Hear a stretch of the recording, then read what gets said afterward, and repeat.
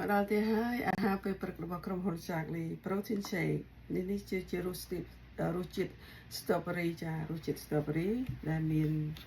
ជាកំប៉ុងឥឡូវនេះគេអត់មានជាកំប៉ុងទេគេធ្វើជាកញ្ចប់របស់របៀបអញ្ចឹងណាបងប្អូនណាជាកញ្ចប់អញ្ចឹងអានេះគេហៅ coffee latte ចាយើងមានរសជាតិ4យ៉ាង5យ៉ាងណាបងប្អូនណាដែលចាប់អារម្មណ៍របៀបរសជាតិ vanilla រសជាតិ chocolate រសជាតិ coffee latte ឬក៏រសជាតិ strawberry ចាហើយនឹងមានរសជាតិ chocolate ផងដែរអញ្ចឹងយើងមានជំរឿនណាបងប្អូនកូនក្មួយណាបើសិនជាចាប់អារម្មណ៍ការញ៉ាំអាហារដើម្បីសុខភាពក៏ដូចជាការញ៉ាំអាហារ protein shake របស់ក្រុមហ៊ុន Charlie ដើម្បីទទួលបាននៅរាងស្អាតទទួលបាននៅកុំឲ្យឡើងគីឡូចាសាកមើលទៅគឺពិតជាអស្ចារ្យណាសម្រាប់នាងខ្ញុំបានប្រើ13ឆ្នាំហើយក៏ទទួលបាននៅសុខភាព